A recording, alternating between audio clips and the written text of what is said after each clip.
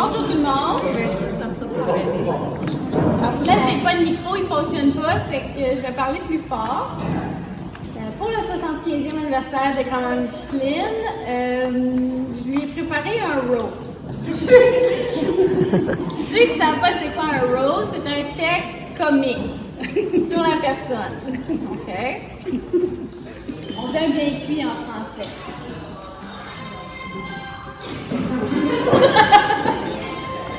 Le téléphone qui sonne.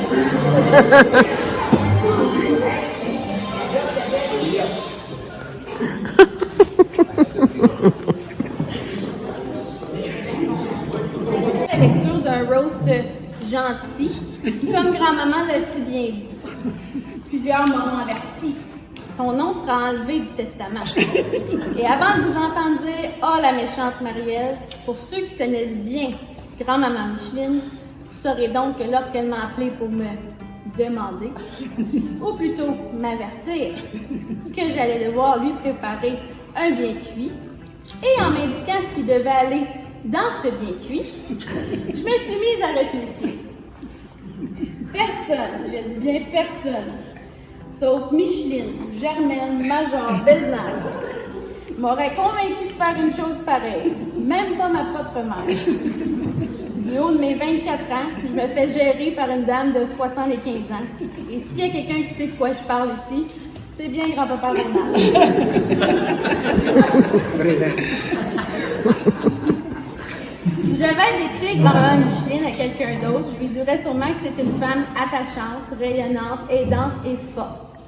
Mais pour bien préparer cette personne, je ferais bien sûr de lui glisser un mot sur son côté granola, germaine, et sans oublier sa tête de cochon. Commençons par son côté grano. C'est un côté d'elle qui ne cesse de m'impressionner. Comment je pourrais bien dire ça? Ça s'est développé en phases. Il y a eu la phase yogourt maison, la phase des bons jus de carottes et de betterave terreux, hein Myriam? La phase des soupes vertes à nos lunchs familiales et plus récemment les huiles essentielles. Autant connaissante qu'elle est avec les huiles essentielles, la nutrition, elle en prend et elle en laisse. À plusieurs reprises, je me suis demandé si ces faits de nutrition étaient tirés d'un scam Facebook. Comme la fois où elle avait convaincu mes parents, mon frère et moi, en vacances au Nouveau-Brunswick, que le popcorn était un déjeuner équilibré.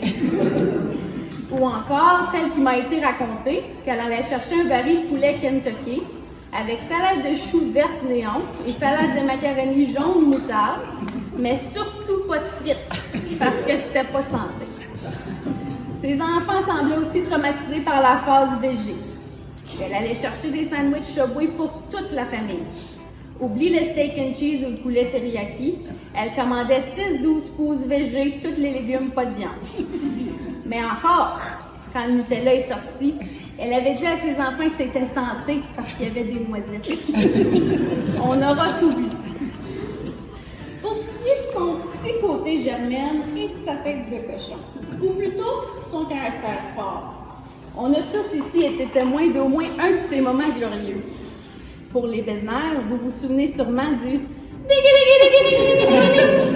à nos dîners familiaux sur la rue Bernard. Ou encore à quel point c'était compliqué de décider comment la pige allait fonctionner ce Noël-là. Mais le plus drôle, à mon avis, c'était la compétition des parties de Besnard entre ma tante Laurence et grand-maman Micheline. Qui allait faire le plus beau party? Et si on avait le malheur de proposer un menu similaire à celui de l'année d'avant, on avait le droit à ses gros yeux méchants. Laurence était une adversaire de taille pour Micheline à la compétition des Germaines.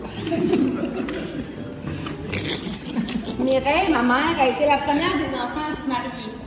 Mais avant de se rendre à la date du 9 juillet 1993, Michel a eu droit au traitement Micheline. Croyez-le ou non, ça n'a pas toujours été son beau-fils chouchou. Pendant que la studieuse Mireille allait au collège pour devenir infirmière, ses parents, tellement fiers, lui payaient un appartement dans la grande ville d'Ottawa pour lui faciliter la tâche avec ses études et lui éviter de faire le va-et-vient à Saint-Isidore. Ce que Micheline et Ronan ne savaient pas à cette époque, c'est que Mireille ne se servait pas seulement de son appartement pour étudier. Un beau matin, Micheline, qui, comme à l'habitude, appelait sa fille pour prendre de ses nouvelles, fut surprise d'entendre un « Hello » de la belle voix mielleuse de Michel. Laissez-moi vous dire que d'après les dires de ma mère, elle a mangé tout un char de marde. Une note à part, Michel avait eu un accident de travail à l'époque, donc il devait prendre beaucoup de médicaments. Le week-end suivant l'appel de Micheline, Mireille et Michel, comme ils avaient l'habitude, se sont rendus à la ferme. Michel, à son arrivée, dépose son sac Ziploc plein de médicaments sur la table dans l'entrée. Tenez bien compte ici que Micheline, légèrement rancunière, n'était même pas montée à l'étage pour les saluer. Plus tard cet après-midi, Micheline, qui avait remarqué le sac de médicaments, a envoyé son petit soldat, Martin, au sous-sol parler à Michel. Du haut de ses 15 ans, Martin s'est approché de Michel pour lui dire « Ma mère fait dire que c'est pas une pharmacie, de mettre tes médicaments ailleurs. » Vous pouvez vous imaginer que ce commentaire n'a pas vraiment bien passé selon l'histoire. Mireille s'est empressée de monter à l'étage et ce fut une des plus grandes chicanes des poulettes Besnard de l'histoire. C'est plutôt rare que Mireille donne du fil à retourne à sa mère. Les deux gars, par exemple, ont su tester sa patience avec brio. Mais pas pour rien que la célébration d'aujourd'hui est dans la salle de l'église. L'Église et la religion ont toujours eu une grande place dans la vie de grand-maman et grand-papa. Plus jeunes, les enfants étaient obligés d'aller à la messe. Les deux gars, Martin et Stéphane, selon la légende, avaient trouvé la tactique du siècle pour éviter d'y aller. Ils rentraient, prenaient chacun une copie du bulletin de messe comme preuve et partaient. Émus ni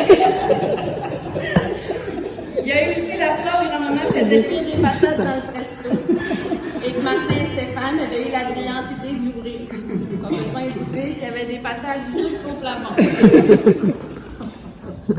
Autant qu'on a bien ri de grand-maman aujourd'hui, c'est une maman et une grand-maman en or. Aujourd'hui, nous sommes rassemblés pour célébrer son 75e anniversaire. En cet honneur, j'ai sorti des tiroirs un ancien texte. En 2014, j'ai aidé grand-maman à écrire un texte. Elle devait rédiger son histoire de vie. Aujourd'hui, je vous fais la lecture de 2 passages tirés de celui-ci. De retour de voyage et 3 printemps plus tard, mon mari était finalement propriétaire de la ferme paternelle. Une nouvelle génération prend la relève en 1971. Suite à l'achat et le travail ardu sur la ferme, nous avons construit une nouvelle étape. Nous étions fiers de cet ajout et de nos nouveaux quotas, qui nous ont permis de prendre de l'ampleur dans le milieu agricole. Une année de semences, d'élevage et de récolte plus tard, je donnais naissance à ma première, Mireille. Les années passèrent, puis en 1974, un deuxième, Stéphane, puis un troisième, Martin. Et oui, 3 bébés en 3 ans. C'est de quoi se tenir occupé. Puis, lorsque la maman avait atteint l'âge de toujours trop bouger, une tradition est née. Par les jours frais d'hiver, nous partions toute la famille avec les 2 petites voisines, sans oublier notre fidèle collé, pour nous diriger vers la rivière Scotch. Rendu sur place, mon mari, Ronald, allumait le feu de camp, puis je sortais les guimauves et les saucisses Schneider. Suite à de nombreuses histoires autour du feu et des moments de joie, nous retournions à la maison au chaud. J'ai répété cette tradition avec Myriam et plus tard avec certains de mes petits-enfants. Ce fut un des moments qui marqua mes souvenirs passés avec mes enfants. Et pour terminer, depuis ma naissance, le 2 mai 1948, j'ai su clouer le bonheur dans ma vie. En faisant de lui mon alter ego, j'ai jugé bon d'être heureuse au courant de ma vie, aux côtés de mon grand ami le bonheur. J'ai vécu plusieurs moments en route qui m'ont permis d'être comblée et de ne jamais lâcher prise dans les embûches les plus coriaces. Ainsi, tout au long de mes 75 ans de vie, j'ai su donner avantage et priorité au bonheur et je le ferai ainsi jusqu'à mon dernier souffle. Oui.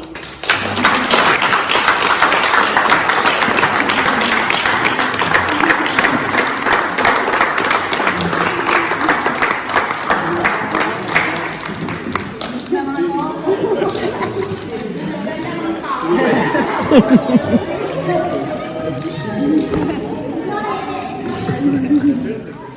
pris le temps de venir partager avec moi ce passage aux trois quarts de siècle. Vous me donnez vraiment un beau et heureux sentiment. Ça me confirme qu'il existe de belles personnes dans ma vie. Je veux dire merci aussi à mon chéri d'amour Ronald, depuis 54 ans de vie commune, qui m'accompagne toujours. Puis je veux aussi remercier mes merveilleux enfants qui ont cru à ma folie, et mon rêve de vouloir tous vous rassembler ici aujourd'hui. Pour ça, en même temps, je veux faire un beau petit clin d'œil à nos ancêtres. Nous avons une lignée de 7 femmes en ligne directe de sang pur dans nos familles. Je vous explique. Si on commence ici avec Philadelphia, notre arrière-grand-mère, Aurélie, moi, ensuite, Philadelphia.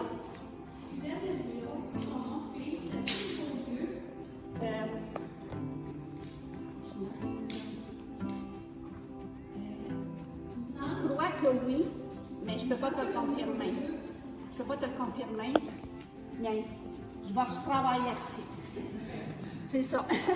Ça fait que Philadelphia, qui est l'arrière, a eu Regina. Regina, qui était l'épouse de Rosario. Regina a eu Aurore. Aurore a eu Micheline. Micheline, elle a eu Mireille, notre belle Mireille. Mireille, elle a eu notre belle Marie-Ève. Nous sommes rendus en ligne directe de plus 100.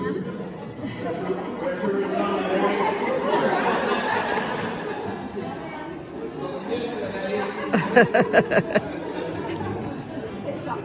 De mère en fille, de ligne directe de pur sang. Et si Marie-Ève un jour a une fille, nous sommes rendus nous allons être à notre 7e génération. Ça fait que j'en suis très fière de cette belle lignée de femmes des bâtisseuses, des femmes entreprenantes, courageuses et autres. Et voilà. C'est ça qui est notre histoire.